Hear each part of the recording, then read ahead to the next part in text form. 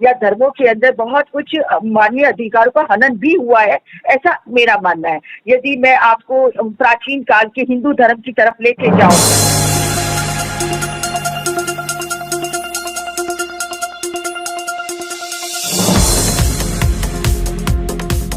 दोस्तों आदाब, मैं आपका मेजबान Ali Adil Khan Times of Pedia podcast पर आपका स्वागत करता हूं। जैसा कि आप जानते हैं, आज 10 दिसंबर है। पूरी दुनिया 10 दिसंबर को मानवाधिकार दिवस के रूप में मनाती है। लेकिन सवाल ये पैदा होता है कि जो अधिकार नागरिकों को मिले हैं अपने अपने कॉन्स्टिट्यूशंस के मुताबिक, उनका इम्प्लीमेंटेशन हो पाता है या नहीं। इसके अलावा संवैधानिक और धार्मिक तौर पर महिलाओं के अधिकारों की खास तौर से क्या मान्यताएं हैं, इस सब पर बात आज हम अपने इस प्रोग्राम में करेंगे। और इस खास मौजू पर बात करने के लिए हमारे साथ खास मेहमान मौजूद हैं टेलीफोन लाइन पर, एडवोकेट रत्ना बोरा। रत्ना बोरा साहिबा अम्बेडकर कारवां की फाउंडर भी हैं, पीसीसी गुजरात कांग्रेस की प्रवक्ता भी हैं, गुजरात हाईकोर्ट अधिवक्ता भी हैं, समाज सेवी हैं, मानवाधिकार एक्टिविस्ट हैं और बहुत कुछ हैं। रत्ना बोरा साहिबा, आपका स्वागत है, खैर मकदम है। थैंक यू, शुक्रिया बहुत बहुत, आपने अपने मुझे यहाँ आमंत्रित किया है, उसके लिए धन्यवाद। आज के दिन की क्या महत्वता है, क्या इम्पोर्टेंस है, हमारे दर्शकों को आप किस तरह समझाना चाहेंगी देश और दुनिया के हालात के परिप्रेक्ष्य में? जी रत्ना बोरा साहिबा। जी आदिल खान, अब सबसे पहले तो आज 10 दिसंबर है और आज के दिन पूरा विश्व मानव अधिकार दिवस के रूप में इसे मनाता है। तो इस मानव अधिकार दिवस में आप सभी को और मेरी तरफ से बहुत बहुत मुबारकें। अब मानव अधिकार क्या है, उसके बारे में यदि मैं बात करूं तो जन्म से ही जो अधिकार एक मानवीय होने के नाते जो मिल जाते हैं उन्हें मानव अधिकार कहते हैं। दरअसल ये तो जन्म से भी पहले, मतलब गर्भ में आते ही, गर्भ से लेकर, कहते हैं ना कि वॉर्म टू टॉम, मतलब गर्भ से लेकर उसकी मृत्यु तक और मृत्यु के बाद उसके संस्कारों तक ये अधिकार मानव अधिकार में माने जाते हैं। ये अधिकार कोई दिए गए नहीं है, परंतु ये प्राकृतिक अधिकार हैं, ये कुदरती अधिकार हैं। इन्हें आप नैसर्गिक अधिकार के रूप में भी जान सकते हैं। ये नेचुरल हैं और ये और इसके अंदर मानवीय मूल्यों को में देखा जाए तो समानता, स्वतंत्रता और उनकी गरिमा को किस तरीके से इन अधिकारों में समावेश किया जाए, वो मानव अधिकार की परिभाषा में आते हैं। अब यहाँ पर 10 दिसंबर को ही मानव अधिकार क्यों मनाया जाता है, ये दिन को क्यों तय किया गया है, तो उसके बारे में मैं पहले थोड़ा सा आपको इतिहास की ओर ले जाती हूँ। जैसा कि सभी जानते हैं कि 1919 में प्रथम विश्व युद्ध हुआ और उसके बाद 1939 में द्वितीय विश्व युद्ध स्टार्ट हुआ और ये दोनों ही विश्व युद्ध कुछ 4-5 साल तक चले हैं। और इन विश्व युद्ध के बाद जो सबसे ज्यादा जिनके ऊपर असर हुआ वो उन देशों की महिलाएं और बच्चों के ऊपर बहुत ज्यादा उसका बुरा असर हुआ। उनको गुलाम बनाना, उनके साथ अमानवीय कार्य करवाना, ये सारा का सारा काम दोनों विश्व युद्ध के दौरान हुआ। और उसके बाद जो यूएनओ है उसने महसूस किया कि भी हमें कुछ एक ऐसा डिक्लेरेशन लाना पड़ेगा जिसके अंदर भविष्य में मानव अधिकारों का हनन ना हो, और इसी वजह से United nation declaration of human rights दिए गए। और आज के दिन 10 दिसंबर 1948 के अंदर मिसेस रूजवेल्ट ने ये डिक्लेरेशन लिखे और इस प्रस्तावना को लागू किया गया। और जो भी देश यूएनओ के सदस्य थे उन्होंने तो इन प्रस्तावना को माना ही कि वह सभी लोग अपने अपने देशों में ह्यूमन राइट्स डिक्लेरेशन को इम्प्लीमेंट करवाएंगे या उसमें अपने संविधान में रखेंगे या तो संशोधन करेंगे या ऐसे प्रावधान करेंगे कि जिसके अंदर मानव अधिकारों की रक्षा की जाए। ये सभी देशों ने माना और तभी से आज के दिन मानव अधिकार दिवस के रूप में मनाया जाता है। यूएनओ की डिक्लेरेशन ऑफ ह्यूमन राइट्स को मद्देनजर रखते हुए हमारे संविधान में काफी ऐसे प्रोविजंस रखे हुए हैं कि जिसमें इन सब मूल्यों को ध्यान में रखा गया है। यदि मैं आपसे बात करूं तो आर्टिकल 14 दिया गया है। आर्टिकल 14 इक्वालिटी बिफोर लॉ, अर्थात सभी व्यक्ति कानून के सामने बराबर हैं। फिर आर्टिकल 15 दिया गया है। आर्टिकल 15 में कहा गया है कि there is a provision on the name of religion, race, caste, sex, place of birth, अर्थात किसी भी तरीके से कोई भेदभाव नहीं किया जा सकता है, चाहे वो धर्म के नाम से हो, रहने के नाम पे हो, स्त्री पुरुष के नाम से हो, उसकी जाति के नाम से हो या उसकी नस्ल के नाम से हो। इसी तरह आर्टिकल 17 दे के जो हमारे देश में भेदभाव छुआछूत था उसको भी बंद किया गया, खत्म किया गया, वर्जित किया गया। अब उसके बाद आर्टिकल 19 दिया जिसके अंदर अभिव्यक्ति की स्वतंत्रता दी गई, बोलने की स्वतंत्रता, विचारने की स्वतंत्रता, एक साथ मिलके बैठ के सभाएं मीटिंग करने की स्वतंत्रता, ये सब आर्टिकल 19 में दी गई। और आर्टिकल 19 में तो बहुत ही विशाल स्वतंत्रताएं दी गई हैं। राइट टू लिबर्टी दिया गया है, राइट टू इक्वालिटी दिया गया, एवरीथिंग कवर्स अंडर आर्टिकल 21।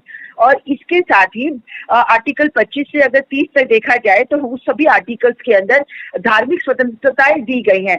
धर्म को मानने की स्वतंत्रता, धर्म का फैलाव करने की स्वतंत्रता, प्रचार प्रसार करने की स्वतंत्रता, ये सब स्वतंत्रताएं हमारी कॉन्स्टिट्यूशन में दी गई हैं। और कॉन्स्टिट्यूशन में ये मौलिक अधिकार के रूप में दिया गया है, अर्थात इन्हीं सब स्वतंत्रता को चैलेंज भी नहीं किया जा सकता है। ये है और इसे मानना पड़ेगा। और यही हमारे जो संविधान का बेसिक स्ट्रक्चर है, जो संविधान को, बेसिक स्ट्रक्चर को हम कभी भी बदल नहीं सकते हैं। ऐसा आपने देखा होगा कि केशवानंदन भारती केस में इसको डिसाइड किया गया है और उसको आज तक ही लागू किया गया है कि हमारे जो बेसिक स्ट्रक्चर है संविधान का, उसको नहीं बदला जा सकता है। तो ये तो हमारे देश की जो कॉन्स्टिट्यूशन है उसके हिसाब से मैंने आपको बताया। अब मैं आपको थोड़े धार्मिक तौर पे इसको ले जाना चाहती हूँ कि अलग अलग धर्मों में मानवीय अधिकारों को किस रूप में देखा गया है, समझा गया है या पालन किया गया है।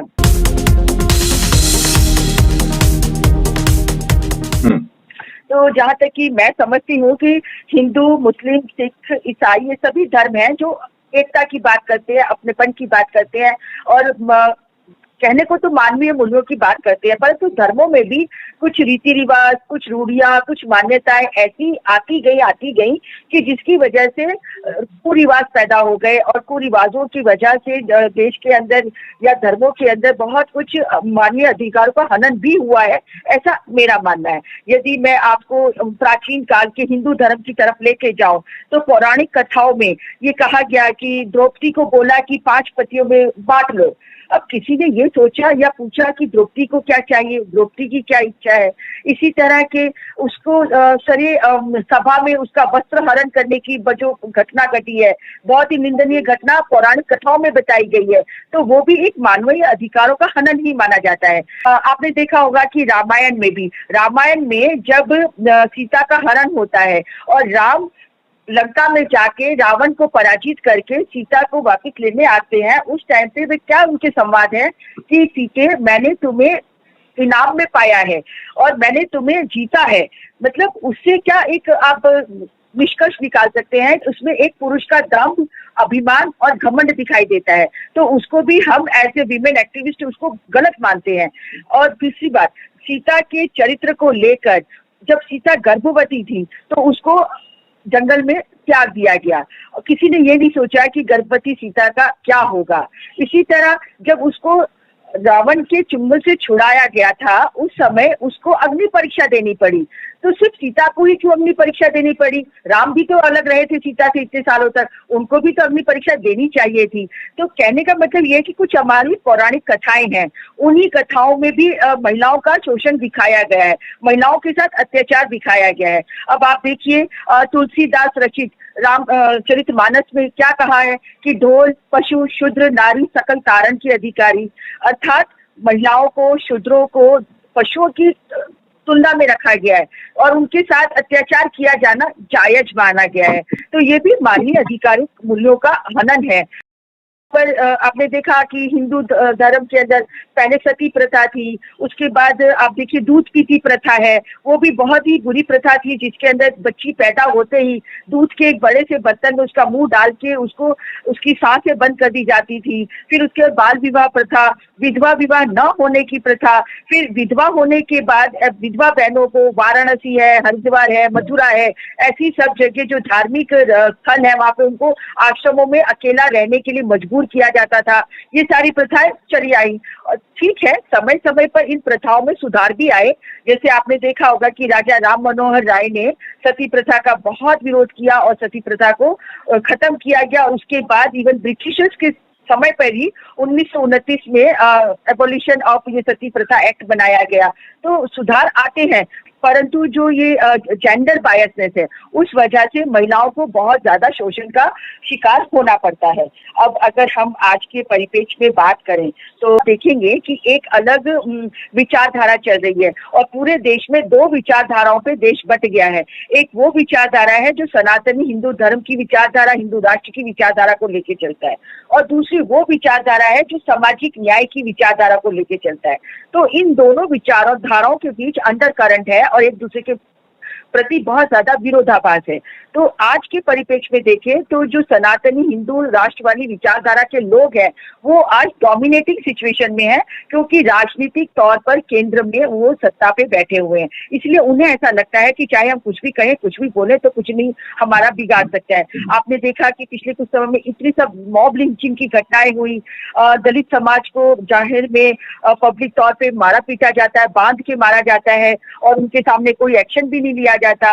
फिर आप देखें कि दलित समाज का यदि कोई युवा है तो वो मूंछ नहीं रख सकता, घोड़ी पर नहीं चढ़ सकता, और यहाँ तक कि आपने महिलाओं के साथ जो बलात्कार हुए उसमें भी आप देखेंगे तो ज्यादातर बलात्कार इस वजह से हुए क्योंकि वो महिला दलित समाज से आती थी। हाल फिलहाल में मणिपुर की कैसी घटना हुई है, मणिपुर में 2 महिलाओं को निर्वस्त्र घुमाया गया और उनके साथ सरेआम यौन शोषण किया गया। मतलब कल्पना भी नहीं हो सकती है कि इस तरह से मानव अधिकारों का हनन हुआ है। तो इन सब बातों को भी ध्यान में रखना चाहिए कि हमें महिलाओं के साथ अत्याचार नहीं होने चाहिए, उनके मानव अधिकारों का शोषण नहीं होना चाहिए।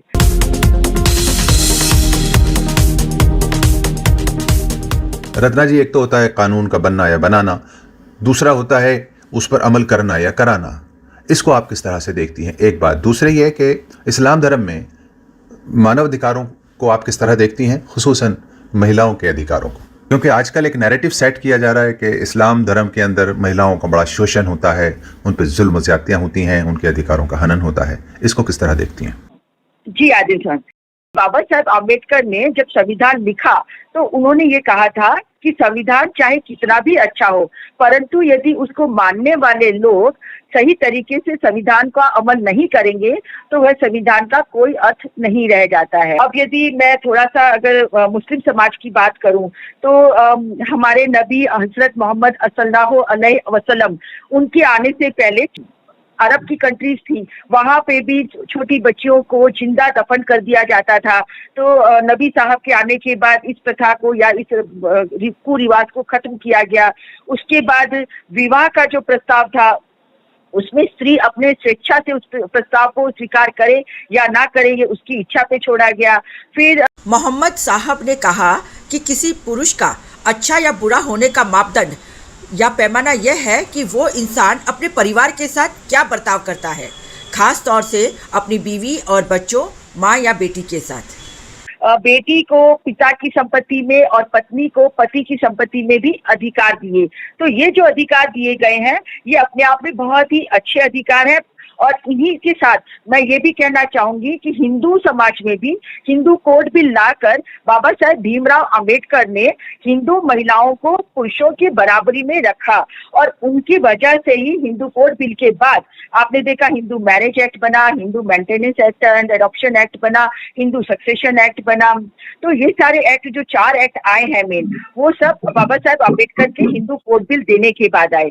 तो अभी के परिप्रेक्ष्य में देखा जाए तो मानव अधिकार के लिए बहुत सारी संस्थाएं लड़ रही हैं। ऐसा नहीं है कि सभी लोग मानव अधिकार का हनन ही कर रहे हैं, उसका शोषण कर रहे हैं, परंतु कई सारी ऐसी संस्थाएं हैं जैसे आप लोग भी हैं। आज हम लोग भी सब अपने अपने क्षेत्रों में अपनी अपनी जगह पे अपनी बात रखते हैं मानव अधिकार के लिए, और हम तो मानते हैं कि मानव धर्म ही सबसे बड़ा धर्म है। यदि मानव ही नहीं रहेगा तो फिर किसी धर्म का मतलब ही नहीं रह जाता है। तो हमारे नजर से तो मानव धर्म सबसे बड़ा धर्म है और पूरे देश को, पूरे समाज को इस मानव धर्म का पालन करना चाहिए। मैंने बताया कि यूएनओ ने ह्यूमन राइट्स डिक्लेरेशन की जो घोषणा की है उसके बावजूद भी जो ये युद्ध होते हैं, युद्ध की वजह से जिस लोगों को शिकार होना पड़ता है वो महिलाओं को, बच्चों को, छोटे बच्चों को, नवजात शिशुओं को होना पड़ता है। इजराइल और पैलेस्टीन की जो युद्ध छिड़ी हुई है, आज उनको बिजली, पानी, रोटी सबसे महसूस किया जा रहा है। तो ये बहुत ही बुरी बात है और हम सब लोगों को इनके खिलाफ आवाज उठानी चाहिए। जी आदिल जी। जी, रत्ना वोरा साहिबा, बहुत बहुत शुक्रिया आपका समय देने के लिए। मैं उम्मीद है कि ये प्रोग्राम हमारे श्रोताओं को पसंद आया होगा और आपने बहुत तफसीली मालूमात हमें तमाम समुदायों वर्गों से मुताल्लिक जो भी उनके अधिकारों का हनन हो रहा है, नेशनल इंटरनेशनल लेवल पर जो हनन हो रहा है, जंगों में जो महिलाओं और बच्चों पर जुल्म हो रहा है, तो इस सब पर आपने बड़ी तफसीली हमें मालूमात दी। हमें उम्मीद है कि हमारे श्रोता इससे जल्द लाभान्वित हुए होंगे और उनकी इन्फॉर्मेशन और नॉलेज में इजाफा हुआ होगा। आपने संविधान को भी, उसके सेक्शंस, आर्टिकल्स को भी बहुत अच्छे से समझाया। आइंदा भी हम आपके साथ इसी किस्म के टॉपिक्स पर बने रहेंगे। आपका बहुत बहुत शुक्रिया। जय हिंद। जी, थैंक यू, बहुत बहुत धन्यवाद, शुक्रिया।